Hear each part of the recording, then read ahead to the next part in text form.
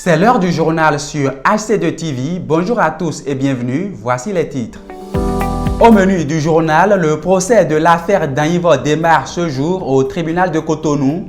Il s'agit de l'affaire de la disparition mystérieuse d'un ancien syndicaliste du ministère de l'Économie et des Finances. En sport, on connaît depuis hier la liste des joueurs convoqués par le sélectionneur Gernot Rohr pour affronter le Mozambique et l'Afrique du Sud en éliminatoire du Mondial 2026 de football. En interactualité, un ancien chef d'État des Philippines est arrêté tôt ce mardi matin. Il est poursuivi par la Cour pénale internationale pour crimes contre l'humanité. Les détails, c'est dans un instant. Démarrons ce journal par une info-justice. Après plusieurs années d'attente, le procès de l'affaire Danyivo s'ouvre enfin ce jour au tribunal de première instance de Cotonou. Ce dossier concerne la disparition de Urbain Danyivo, ancien cadre et syndicaliste du ministère de l'Économie et des Finances. Les audiences se tiendront jusqu'au 14 mars 2025. Parmi les personnes poursuivies dans cette affaire figure Kodjo Kossi Alofa. C'est un charlatan considéré comme le principal suspect. Il est poursuivi avec un complice présumé, Donatien Amoussou.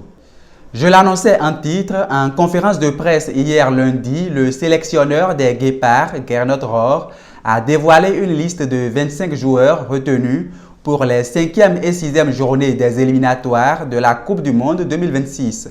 Parmi les joueurs convoqués, un nouveau visage fait son apparition. Candace Fiogbe, jeune international de 20 ans, qui évolue en Italie avec les U23 de l'Atalanta de Bergame. Plus de détails dans ce reportage de Raouf Tosunon et Ostave Capo. Le Bénin se prépare à affronter le Zimbabwe et l'Afrique du Sud dans le cadre des 5e et 6e journées des éliminatoires de la Coupe du Monde 2026. Pour ces deux rencontres décisives, le sélectionneur a convoqué 25 joueurs. La liste a été dévoilée lors d'une conférence de presse ce lundi matin dans les locaux de l'ancienne maison de la Radio nationale. Je m'appuie sur un groupe qui a l'état d'esprit bénin, c'est-à-dire un état d'esprit de solidarité, de combativité et de fierté de pouvoir porter le maillot du pays. Parmi les 25 joueurs convoqués, Candace Bayovo Fiogbe, un jeune binational, rejoint la sélection pour la première fois.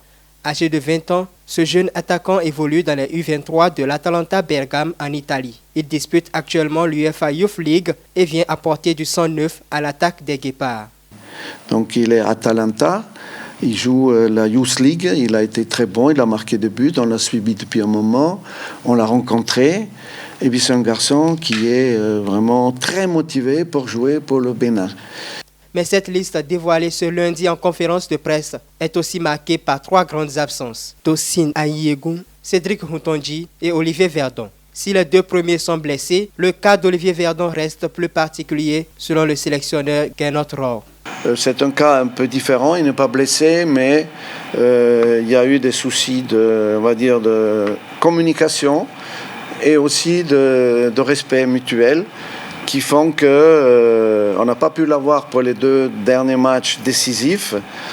Et il a oublié un peu de nous expliquer, voire de nous envoyer les raisons véritables pour son absence. Donc il a été sanctionné en étant exclu de ces matchs, les 2 matchs. Il faut noter que les Guépards seront d'abord à Durban en Afrique du Sud pour affronter le Zimbabwe le 20 mars prochain au Moses Mabhida Stadium. 5 jours plus tard, ils recevront l'Afrique du Sud au stade Félix Houphouët-Boigny d'Abidjan en Côte d'Ivoire. Un rendez-vous crucial pour les hommes de Gernot Rohr qui devront se battre pour rester en course vers le Mondial 2026. Le ministre des Relations extérieures du Brésil, Mauro Vieira, est au Bénin depuis hier pour sa première visite de travail dans le pays. Le diplomate brésilien a foulé le sol béninois dans la nuit de lundi à mardi. Il a été accueilli par le secrétaire général du ministère des Affaires étrangères, Franck Afoukou.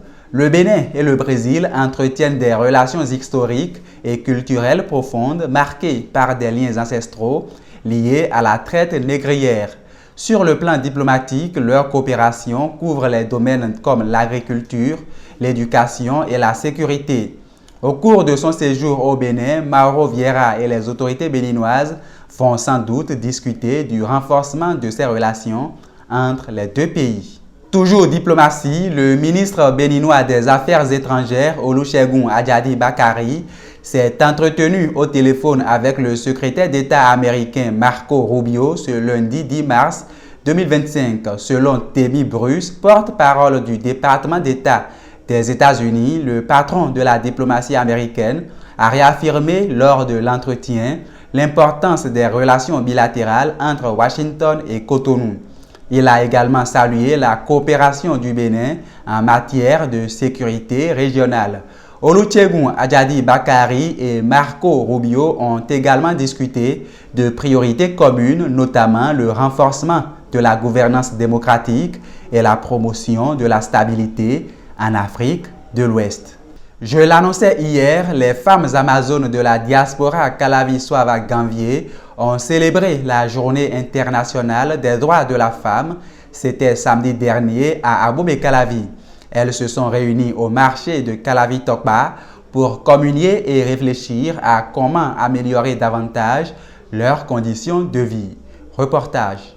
La Journée internationale des droits de la femme célébrée par des Amazones. Ce sont les femmes amazones de la diaspora Calavi-Swava-Ganvié. Elles sont réunies ici au marché de Calavi-Tokpa le samedi 8 mars 2025 pour célébrer cette journée mondiale qui leur est dédiée. Moment privilégié pour représenter leur association au public.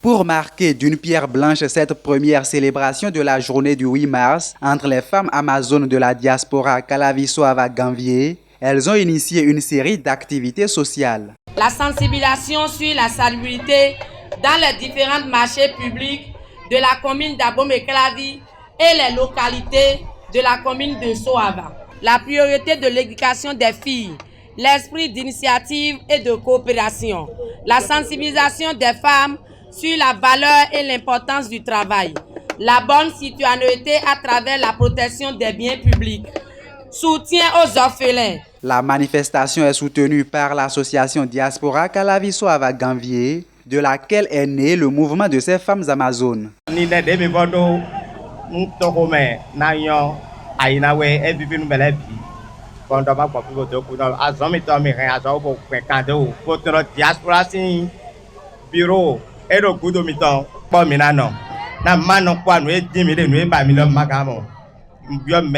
Soucieuses et engagées en faveur de la cause des femmes, certaines formations politiques se sont rendues sur les lieux pour témoigner elles aussi de leur soutien aux femmes amazones de la diaspora Calavi-Swava-Ganvié.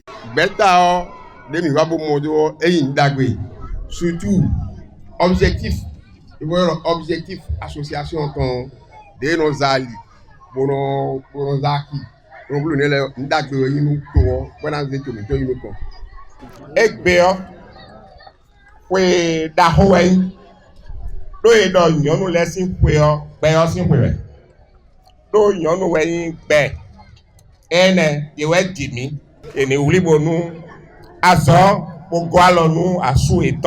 S'il est vrai que le 8 mars est une journée consacrée aux droits de la femme, celles de la diaspora Calavi-Swava-Ganvié ont tout de même associé les hommes à leur célébration. Ceux-ci s'en réjouissent et leur témoignent leur admiration.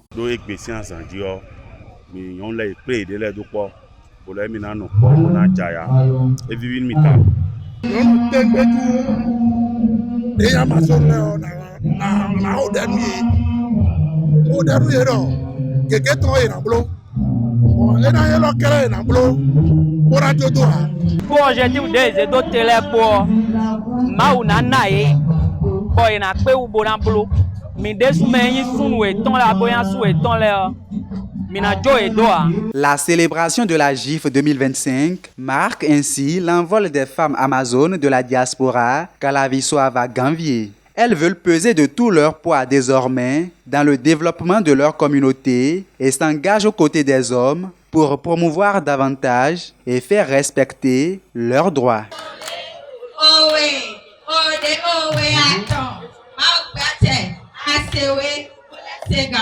Les mises en cause dans l'affaire harcèlement sexuel à la zone industrielle de Glodjigbe ont comparu ce lundi 10 mars devant la Criette. En détention depuis le 27 juin 2024, les prévenus sont accusés d'être au cœur d'un réseau qui soutire de l'argent aux femmes en recherche d'emploi ou promet des promotions à certaines en échange de relations sexuelles. Ayant reconnu les faits à la barre, le ministère public demande au juge de les condamner à payer la somme de 2 millions de francs CFA ainsi qu'à verser aux victimes le même montant. Le juge rend son verdict le 14 avril prochain. La commune de Komé a accueilli un festival de graffiti du 28 février au 6 mars 2025. Ça s'est passé dans l'arrondissement de Oumako où plusieurs fresques ont été réalisées par de jeunes artistes graffeurs venus de tout le Bénin. Le festival est dénommé Soif de Graphe et la rédaction de HC2 TV est allée faire le constat. Je vous propose de découvrir dans l'élément suivant les belles fresques réalisées par ces professionnels de l'art de la rue. Soif de Graphe Oumako 2025. C'est un festival initié par un groupe de jeunes graffeurs pour apporter l'art urbain dans les zones rurales du Bénin. Et pour cette première édition, c'est l'arrondissement de Oumako dans la commune de Komé qui découvre pour la première fois le street art. C'est un vieux projet qu'on a planifié depuis un bon moment pour redonner un peu vie à cette zone. Cette zone qui a été délaissée, on a eu juste l'idée de revenir donner un peu vie à cet endroit pour que les passagers, ceux qui passent, puissent s'arrêter un moment et se donner un peu de souffle à leur voyage. Ce sont ces caniveaux abandonnés ici au bord de la route Komen-Lokossa-Dogbo qui reçoivent les différentes fresques. Le vendredi 28 février 2025, voici le visage que présentaient les lieux quand l'équipe de graffeurs débarquait. Quelques coups de nettoyage et l'endroit est propre. Les artistes graffeurs peuvent enfin étancher leur soif de graphe sous le thème « Couleur en liberté ». C'est un message à tout le Bénin d'ailleurs et au monde entier pour délocaliser un peu, je vais dire, le graffiti des zones urbaines pour les ramener un peu dans les zones reculées qui n'ont pas forcément accès à l'art urbain. La population de Komé ne maîtrise pas en quelque sorte ce que c'est que le graffiti.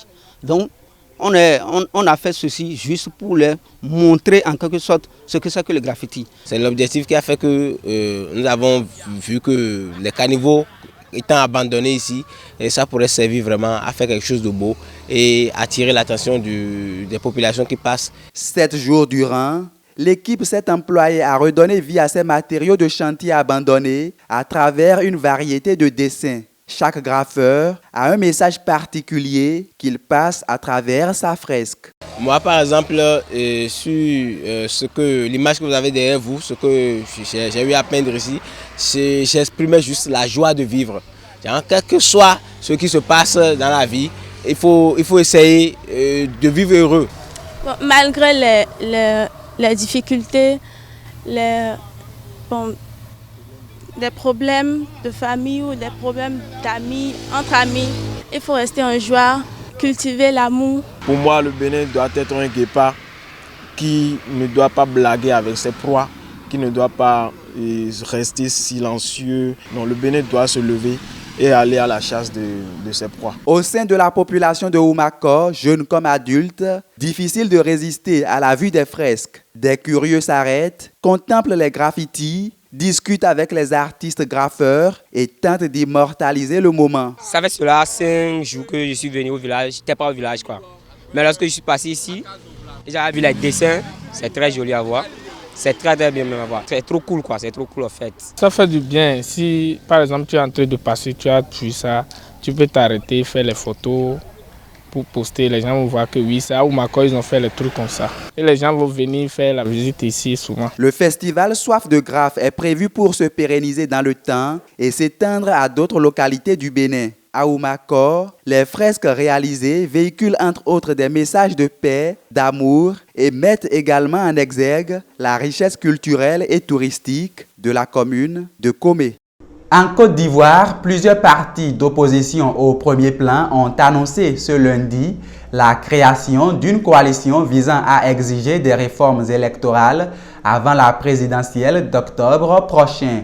Au total, 25 formations d'opposition ont signé leur adhésion à cette charte pour donner naissance à la coalition pour l'alternance pacifique en Côte d'Ivoire, CAP-CI. Parmi elles figure le Parti démocratique de Côte d'Ivoire, PDCI, de Tidjane Thiam, le Mouvement des générations capables, MGC, de l'ex-première dame Simone Eivie Gbagbo, le Front populaire ivoirien, FPI, de Pascal Affi N'Guessan, ainsi que le COGEP de Charles Blé Goudé. À noter que le Parti des peuples africains de Côte d'Ivoire, PPACI, de l'ancien président Laurent Gbagbo n'a pas rejoint cette coalition. Coup de théâtre aux Philippines, l'ancien président Rodrigo Duterte, qui a dirigé le pays de 2016 à 2022, a été arrêté tôt ce mardi matin dès son arrivée à l'aéroport de Manille. Cette interpellation fait suite à un mandat d'arrêt international émis par la Cour pénale internationale en raison de sa sanglante guerre contre la drogue. Plus de 1000 personnes avaient été tuées et l'ex-président philippin est poursuivi pour crimes contre l'humanité. Dans un communiqué officiel, la présidence philippine a confirmé l'arrestation de Rodrigo Duterte en indiquant qu'Interpol Manille avait reçu tôt dans la matinée une copie officielle du mandat d'arrêt émis par la CPI. Ce sera tout pour ce journal. Merci de l'avoir suivi. Retrouvez en direct sur AC2 Télévision. La grande édition du journal, c'est tous les jours à 13h, 16h, 20h, 23h, 3h et à 7h du matin. Vous pouvez également revoir cette édition sur notre site internet ac2tv.bj et sur nos canaux digitaux. Portez-vous bien et à demain.